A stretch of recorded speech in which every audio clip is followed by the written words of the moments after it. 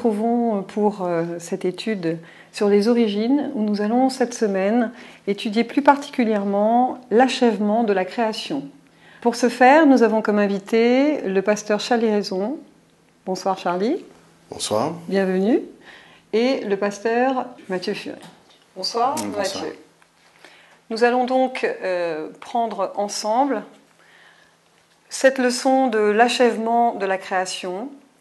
Et nous allons essayer de découvrir, d'approfondir ensemble qu'est-ce qu'on entend par l'achèvement de la création. Avant de commencer, nous allons prier. Est-ce que je peux te demander, Charlie, de prier pour nous ? Oui. Oui, Seigneur, nous voulons te remercier pour cette opportunité que tu nous donnes de nous retrouver ici, autour de ta parole. Merci de nous inspirer, mais aussi merci de nous éclairer, parce que ta parole est la vérité, une vérité que tu as incarnée. Et merci Seigneur de nous montrer ce chemin qui nous conduit ce soir à considérer ta création et aussi tout ce que tu as pu créer à ce moment-là. Merci Seigneur de nous montrer que ta parole est vraie. Et encore aujourd'hui, que celle-ci nous rejoint dans notre quotidien, que cette parole puisse continuer à nous conduire et à nous montrer le vrai chemin qui nous conduit à toi. Nous t'en prions dans le nom de Jésus-Christ. Amen. Amen. Amen. Pour commencer, je pense que nous allons prendre Genèse 1 et je lirai le verset à mémoriser qui nous était proposé, qui est « Au 7e jour, Dieu avait achevé tout ce qu'il avait créé. Alors il se reposa en ce jour-là de toutes ses œuvres qu'il avait accomplies. » Ce texte se trouve dans Genèse 2, verset 2. Mais nous allons d'abord reprendre Genèse 1 et j'aimerais que vous puissiez satisfaire à ma curiosité. La première question sur laquelle j'aimerais que l'on puisse s'entendre, c'est sur cette lumière dont nous parle Genèse et que l'on retrouve à la fois au 1er jour et au 4e jour. En fait, la question était comment comprendre et définir ces deux lumières. C'est vrai que la lumière qui surgit au 1er jour est assez intrigante. On ne sait pas si elle dépend d'un astre ou peut-être de Dieu lui-même. En tout cas, une chose est sûre, c'est que la Bible affirme, sans aucune hésitation, que Dieu est lumière. L'apôtre Jean présente Jésus comme étant la lumière qui vient dans le monde. Et c'est cette lumière qui éclaire tout homme. Alors faut-il ici faire dépendre cette lumière de Dieu ou tout simplement de sa parole ? Je pense que c'est bien possible et que la Bible nous invite à aller dans ce sens-là. Le texte de Genèse 1, verset 3 dit « Dieu dit que la lumière soit, et la lumière fut.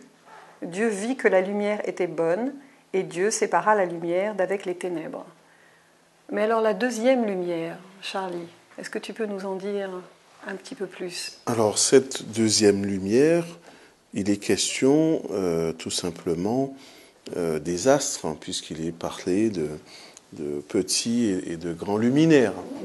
Donc nous comprenons aisément qu'il s'agit à la fois du soleil et de la lune.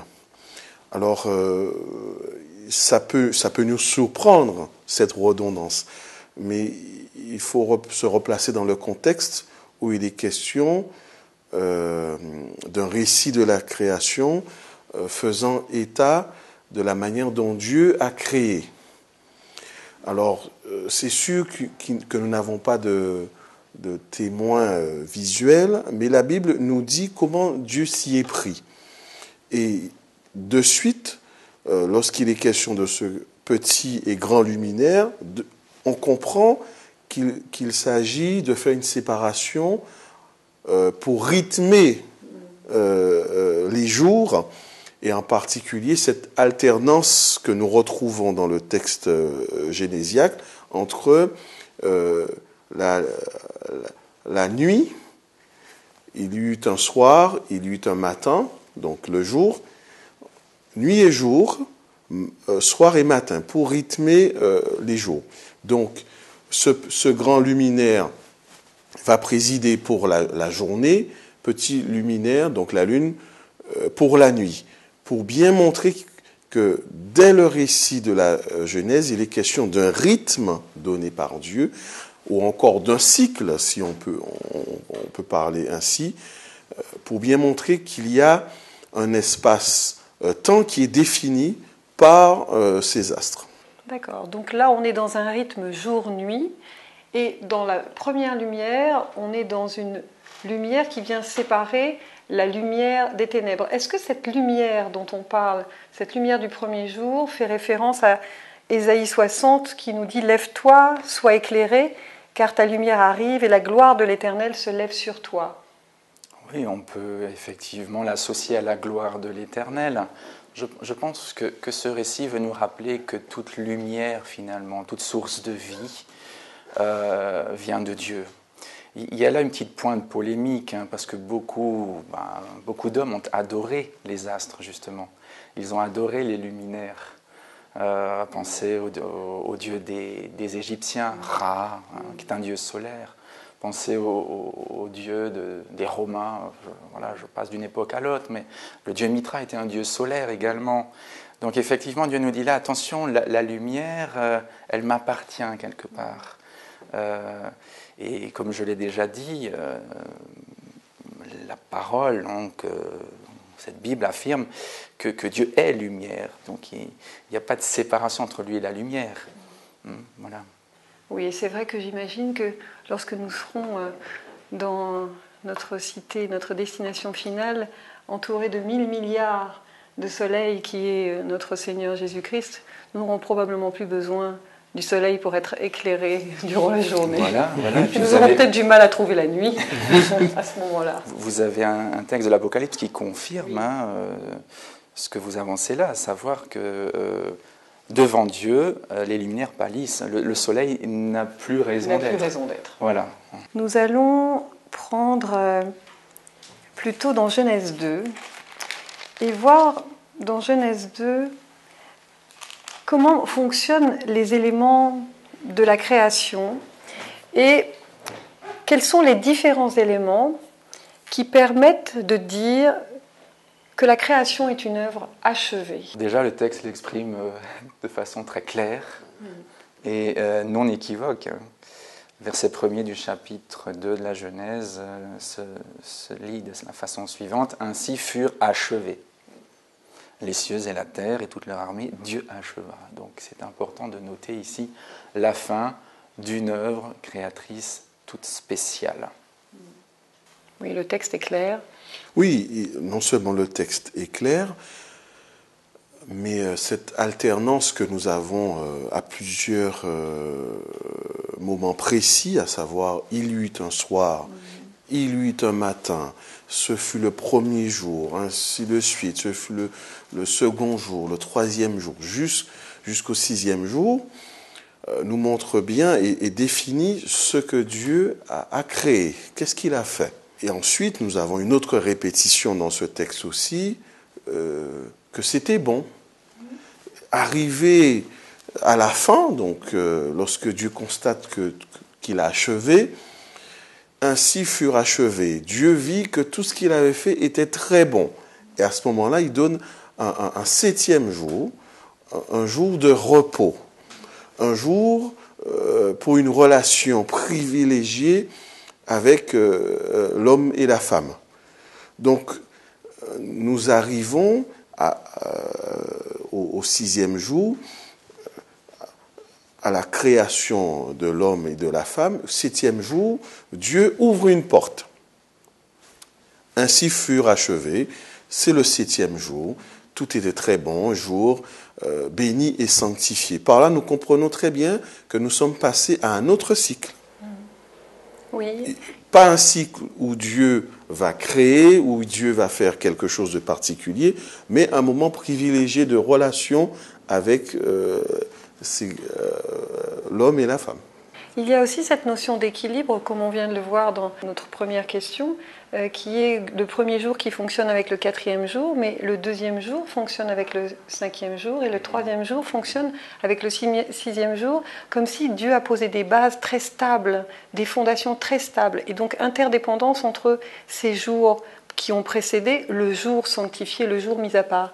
Et quel serait alors ce jour, l'interdépendance de ce jour avec quel autre jour, puisqu'il n'y en a pas?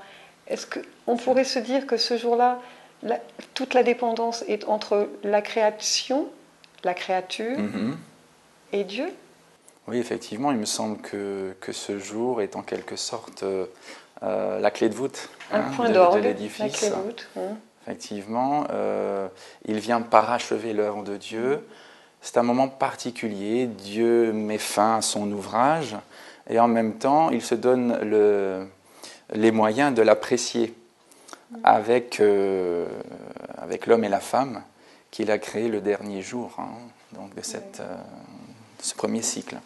Alors effectivement, œuvre parfaite, œuvre achevée, œuvre d'interdépendance et un couronnement ce 7e jour où Dieu vient... On pourrait aussi dire que Dieu donne un bout d'éternité. D'une certaine manière, si on revient au texte, le fait d'avoir l'alternance, c'est aussi créer du rythme. Créer du rythme, c'est nous donner un temps. Or, par définition, Dieu, il est hors du temps. Donc, donner un 7e jour, nous pouvons dire que Dieu nous donne un bout d'éternité dans ce cycle de 7 jours, justement pour que nous puissions construire cette relation forte avec lui. Et probablement, lorsque l'on a d'autres résonances entre la Genèse et l'Exode, où ce 7e jour revient, où il est question de dire simplement à l'homme « souviens-toi de ce jour », justement, souviens-toi parce que c'est un bout d'éternité que j'ai placé dès la création. Le temps du 7e jour possède une qualité toute particulière, en fait. Pour les 6 premiers jours, on précise qu'il y eut un soir et un matin. Et là, non, voilà, c'est un jour ouvert sur la rencontre avec Dieu. C'est un jour où on goûte à l'éternité. J'appuie ce que vient de dire notre ami Charlie. Couronnement de la création de Dieu, un bout d'éternité, le sabbat, quel beau programme pour l'homme. Mais alors, quelle certitude avons-nous, parce que vous savez que c'est un sujet qui fait débat, sur le fait que la création a bien été faite par Dieu en 6 jours littéraux? Alors c'est vrai que certains ont invoqué un verset de la 2e épître de Pierre qui dit que devant le Seigneur, un jour est comme 1000 ans et 1000 ans sont comme un jour. Pour dire que Dieu transcende le temps, ce qui est vrai. Oui. Et que la perception que nous avons du temps n'est pas celle de Dieu. Mais en même temps, ici, le texte se fait assez précis. Il dit qu'il y eut un soir et il y eut un matin. Autrement dit, une alternance entre le jour et la nuit. Donc, rattaché au cycle des saisons, des mois, des années. Donc, on est dans un cadre littéral où ça fonctionne comme des journées de 24 heures. D'autant que Dieu, effectivement, va marquer une pause à la fin des 6 premiers jours de la semaine originelle pour dire, voilà, maintenant je passe du temps avec l'homme. Il n'a pas passé 1000 ans en compagnie d'Adam et d'Ève, il a passé une journée avec eux, et par la suite, il va ordonner, il va souhaiter que cela se reproduise toutes les semaines. Et il va faire du sabbat un besoin pour l'homme. Alors, c'est vrai, je rejoins cet avis, un besoin, mais aussi une signature. Parce que d'une certaine manière, lorsque l'on pose la question des 6 jours, on peut aussi poser la question du Créateur. Est-ce qu'il y a vraiment un Créateur ? Il me semble que ce n'est pas simplement cette alternance de jours le problème, c'est aussi la question du Créateur. Lorsqu'on pose la question du Créateur, c'est aussi poser la question du temps. Bien sûr, Dieu est hors du temps, mais nous sommes dans le temps. Nous vivons dans ce temps, nous avons des rythmes. Et quand bien même on pourrait nier cette question de rythme et de temps, nous avons, comme le rappelait notre ami Matthieu, la question des saisons, des mois, simplement un cycle aussi de 24 heures. Nous avons aussi un biorhythme. L'homme est soumis à ce biorhythme aussi. En réalité, tout est rythme. Finalement, on peut dire que c'est grave finalement de ne pas reconnaître cette création en 6 jours littéraux, puisque, comme le dit Charlie, ce ne serait pas remettre en cause l'autorité de Dieu. L'autorité de Dieu, oui, sur sa création, d'autant que Dieu a parlé de manière formelle lorsqu'il a promulgué sa loi sur le Sinaï. Il l'a dit, j'ai créé le monde en 6 jours et je me suis reposé le 7e jour. Tu feras de même. Donc Dieu invite l'homme à entrer dans son temps, dans ce rythme qu'il a créé pour le bien de l'humanité. Et j'aime bien le fait qu'il précise que ce sabbat est le sien. Donc le premier sabbat est aussi un jour bien précis dans le temps qui comporte 24 heures, tout comme les jours que nous connaissons aujourd'hui. Alors justement, la question nous ramenait à une certitude. Avons-nous la certitude que cette création a bien été créée en 6 jours? Et Jésus lui-même va valider le fait même de la création. Alors bien sûr, il ne va pas à proprement parler dire oui, effectivement, tout ce qui est dit est vrai, mais lorsqu'on le questionne, par exemple, dans Matthieu 19, sur la question du mariage du couple, il dit bien, n'avez-vous pas lu ce que Dieu fit au moment de la création? Si Jésus ne validait pas la création, il ne parlerait pas ainsi. Parce que pour Jésus, faire référence à la création, c'est aussi valider tout ce que la Bible nous dit. Et lorsqu'il dit « n'avez-vous pas lu », ça veut dire qu'il va faire référence au texte reçu, à savoir la Torah à ce moment-là, l'Ancien Testament pour nous. Voilà, la création, il est dit clairement qu'il est fit homme et femme. Sous-entendu aussi, nous pouvons comprendre dans les propos de Jésus qu'il valide complètement cette création. D'autant plus que l'homme et la femme arrivent au 6e jour. Oui, effectivement, et ça pose la question de l'interprétation, non? Parce que effectivement, comment penser que la science, produit de l'humanité mais déchue, pourrait être capable de comprendre mieux que ce que la parole de Dieu dit? C'est toute la question de l'interprétation qui finalement arrive à nous faire douter même de l'essence de Dieu. La création, et ce qui est extraordinaire dans la création, c'est que Dieu a permis aussi que nous puissions participer à la création, puisqu'il nous a donné aussi le don de pouvoir créer, et c'est-à-dire de valider ce qu'il dit lorsqu'il dit dans sa parole qu'il nous crée égal à lui-même. Nous sommes aussi capables de créer. Alors, je me pose effectivement la question de est-ce que parfois l'interprétation n'est pas propice à nous éloigner de la parole de Dieu et donc nous faire perdre l'essence de Dieu, puisqu'on le voit, les cieux étaient achevés, Dieu a dit tout était bon. On sent bien que là, Dieu met un point en permettant à l'homme de comprendre, avec le texte que nous avons aujourd'hui, qu'il a parfaitement achevé. Et pourquoi est-ce qu'il contredirait lui-même le fait qu'il dit « il eut un soir, il eut un matin, ce fut le premier jour », et qu'ensuite on veuille nous faire croire, dans effectivement Psaume 90, verset 4, que 1000 ans sont comme un jour aux yeux de Dieu.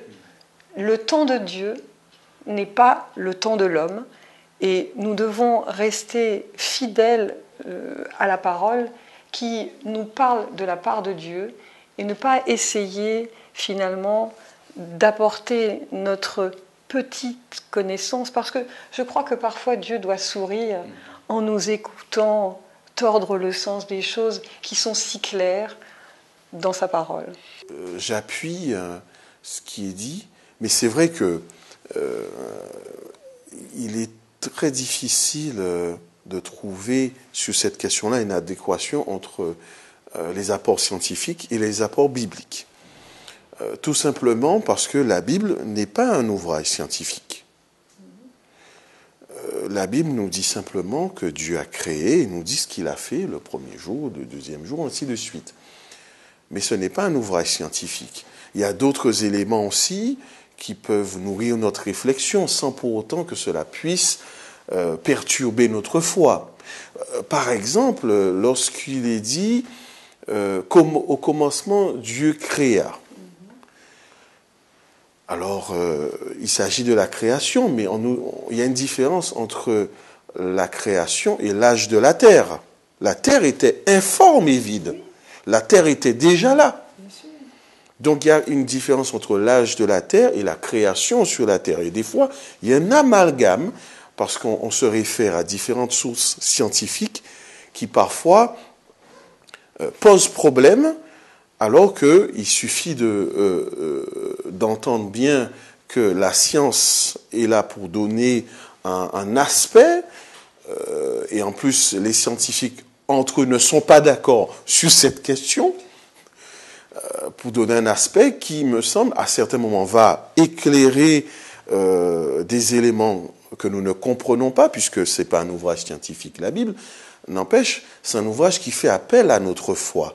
Et personnellement, je me réjouis que la Bible, dans le récit génésiaque, ne nous donne pas tous les détails.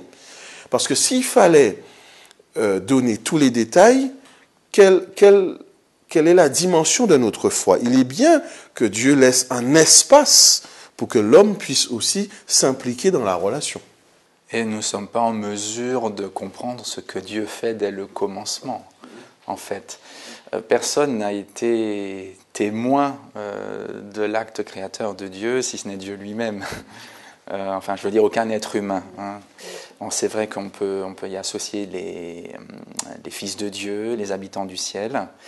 Le livre de Job, en tout cas, ouvre une fenêtre dans cette direction. Mais je crois qu'effectivement, cela appartient à Dieu. Il est le créateur, il a le secret de sa magie.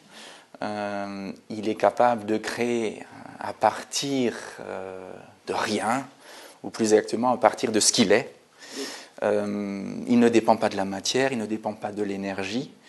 Il ne dépend pas des lois, puisque c'est lui-même qui les organise, qui les crée. Il ne dépend pas du temps ni de l'espace. Il est proprement transcendant. Donc je me réjouis effectivement de pouvoir placer ma foi dans un Dieu qui dépasse mes capacités humaines, donc limitées d'investigation. Oui, nous sommes bien d'accord. Eh bien, merci Charlie, merci Mathieu. J'espère que ces éléments vous permettront d'approfondir encore davantage cette leçon 3 de l'école du sabbat, l'achèvement de la création. Mais pour nous, aujourd'hui, c'est l'achèvement de cette leçon. Merci à vous de nous avoir accompagnés et à très bientôt.